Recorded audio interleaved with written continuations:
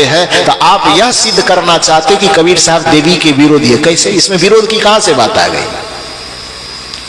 इस सवाल में विरोध की बात कहां से आई कि वो देवी का विरोध करते हैं?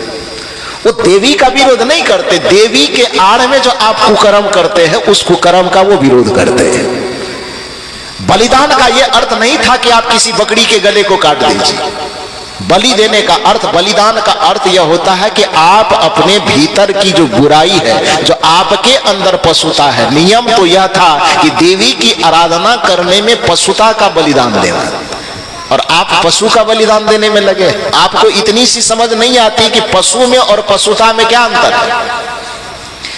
पशु एक प्राणी है, अब पशुता जो है नेचर, प्रवृत्ति, स्वभाव को पशुता कहते हैं। यदि आप किसी को नोच करके खा रहे हैं तो भले ही आप आदमी हैं, लेकिन आपके अंदर यदि किसी को आप लूटते हैं तो वो आपकी पशुता है। आप आदमी के शकल में हैं, लेकिन यदि आपके अंदर व्यभिचार करने की प्रवृत्ति है तो यह पशुता है। यदि आप आदमी के शकल में हैं फिर भी आपके अंदर किसी से जलन है और आप उसके हिंसा के और प्रवृत्त होते हैं, हाथ में तलवार उठा करके किसी का गर्दन काटने पर उतारू होते हैं, तो फिर आपको पशु की श्रेणी में गिना जाए। राष्ट्रकवि दिनकर से पूछा गया था कि राष्ट्रकवि जी आप बताइए कि आपके दृष्टिकोण में जो डार्विन का विकासवादी सिद्धांत कहता है कि यह मनुष्य पूर्व में बंदर था, धीरे धीरे उस बंदरों की श्रेणी में सुधार आते आते आते आते आते ये मनुष्य बना है। डार्विन ऐसा मानता है, हालांकि विवेक पूर्वक विचार करने पर ऐसा नहीं लगता है कि बंदर से कोई आदमी बना होगा, क्योंकि बंदर से भी आदमी बनने की प्रक्रिया होती तो आज कोई बंदर धरती पे नहीं दिखता। जब सब बंदर आदमी बन गया तो फिर बंदर बच कैसे गया? तो बंदर का भी अस्तित्व आज बचा हुआ है और आदमी का भी अस्तित्व, दोनों का अस्तित्व स्वतंत्र होने से यह बात अपने आप में खोखली साबित हो जाएगी कि बंदर से ही आदमी कन्वर्ट हुआ होगा। यदि बंदर से आदमी में कन्वर्ट हुआ होगा तो फिर बंदर का अस्तित्व आज दिखाई नहीं देना चाहिए था। तो उसका भी अस्तित्व है और आदमी का भी अस्तित्व है। इसका मतलब है कि ये खोखली बात है। कहां से ये डार्विन जी सिद्धांत लाए पता नहीं, लेकिन डार्विन की सिद्धांत के मान्यता अनुसार कि बंदरों से परिवर्तित होते होते सुधरते सुधरते यह मनुष्य बना है, तो उसके सिद्धांत के अनुरूप जब रामधारी सिंह दिनकर जी से सवाल किया गया कि प्राचीन युग के मनुष्य में और आज के मनुष्य में जब आप थोड़ा बहुत विकास देख रहे हैं तो क्या विकास देखते हैं?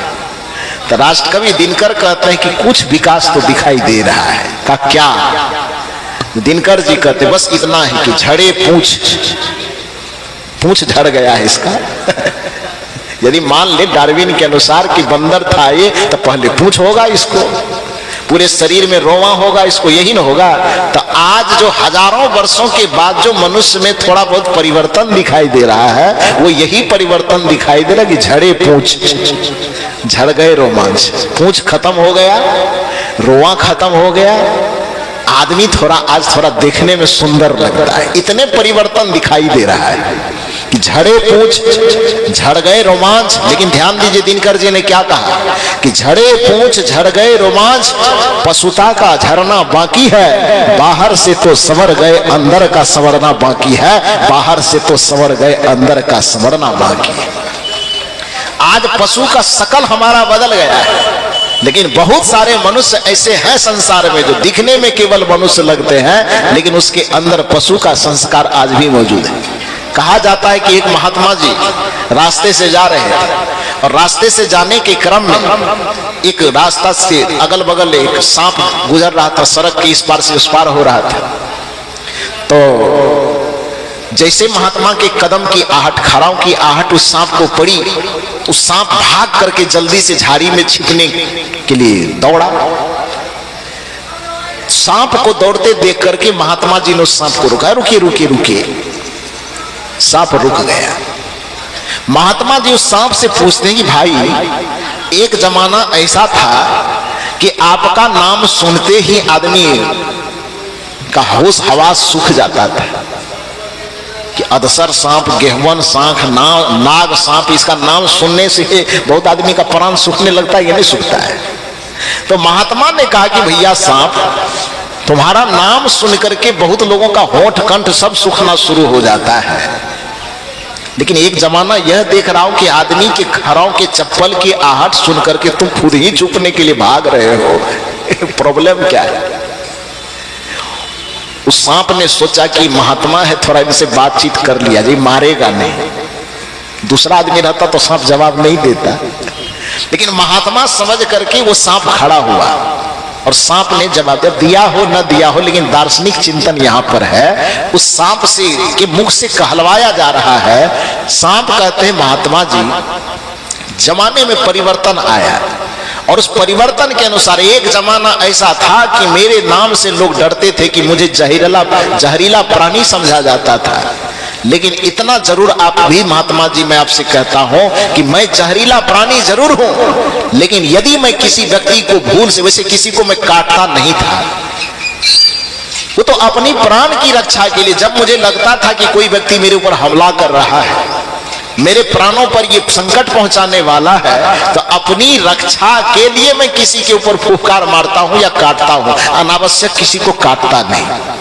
लेकिन कदाचित किसी को मैं काट भी लूं तो काटने के बाद भी इतना समय मैं आदमी को जरूर देता हूं कि वो हॉस्पिटल जाकर के कम से कम अपना इलाज करवा सके। समय देता है कि नहीं देता है? 1 घंटा 2 घंटा जो भी दे। सांप ने कहा कि मैं जहरीला प्राणी हूं, लेकिन जहरीला प्राणी होने के बाद पहले तो किसी को मैं काटता नहीं, लेकिन अपनी सुरक्षा के निमित्त यदि मुझे लगता है कि कोई मुझे संकट पहुंचाने आ रहा है, कोई मुझे मारने आ रहा है, तो अपनी सुरक्षा के निमित्त यदि मैं किसी को काटता भी हूं तो काटने के बाद भी इतना मौका, इतना अवसर जरूर देता हूं कि वो हॉस्पिटल जाकर के कम से कम अपना इलाज करवा ले। सफल हो गया तो बच जाएगा, नहीं सफल हुआ तो जाएगा दुनिया से, लेकिन मौका जरूर देता।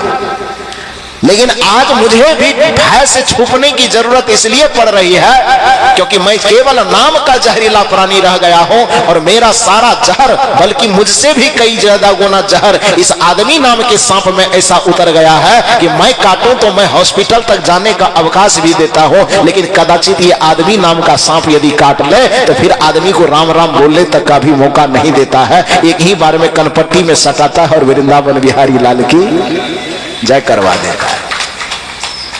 तो मैं तो अब केवल नाम का जहरीला सांप रह गया, मेरा सारा जहर तो अब इस आदमी नाम के प्राणी में चला गया है।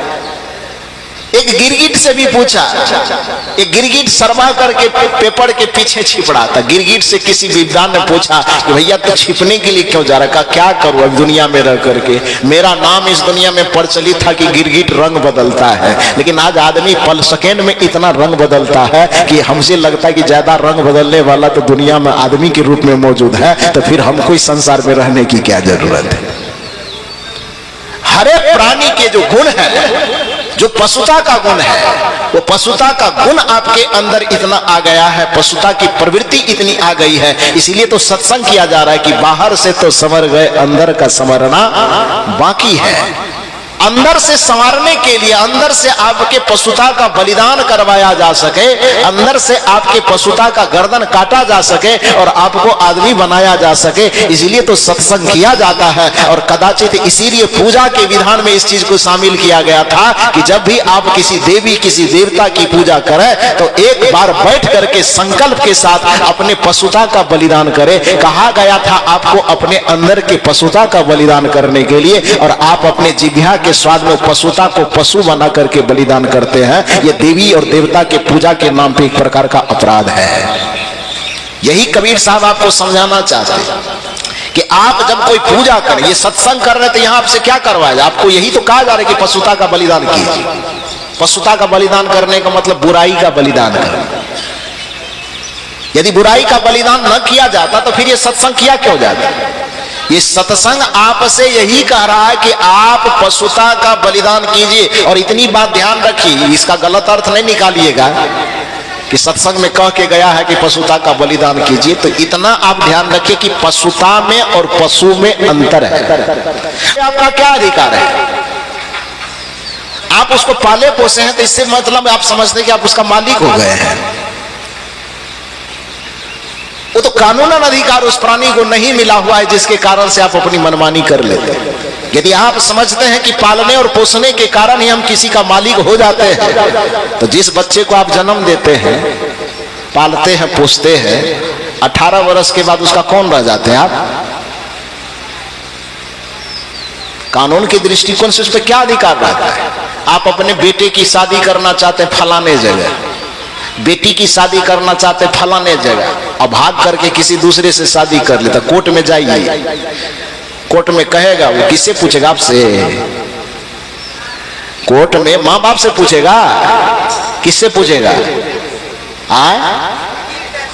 नहीं, वो लड़का और लड़की से पूछेगा।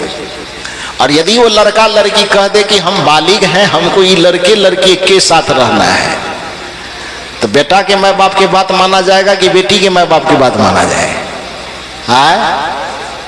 दोनों में से किसी की बात नहीं मानी जाएगी, वो लड़का लड़की की बात मानी जाएगी। क्यों मानी जाएगी?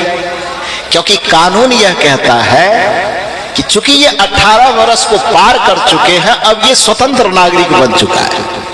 उस जगह पर कानून ये नहीं कहेगा कि आपने इसको जन्म दिया है, कि अपना खून से सींचा है, कि पसीना से सींचा है, कि क्या किए हैं उसके लिए, जमीन बेचे हैं कि क्या किए हैं, कुछ मतलब नहीं हुआ। मतलब यह है कि 18 वर्ष की उम्र सीमा को जैसे ही ये पार किया, ये एक स्वतंत्र नागरिक हो गया। अब आप माता हैं तो आप नाम की माता है, पिता है तो नाम के माता है। अब उस बच्चे के दायित्व पर निर्भर करता है कि आपको कितना माता पिता मानता है तो ठीक, नहीं मानता है तो भी ठीक। उस पर कानून के आधार पर कोई दावा आप नहीं ठोक सकते।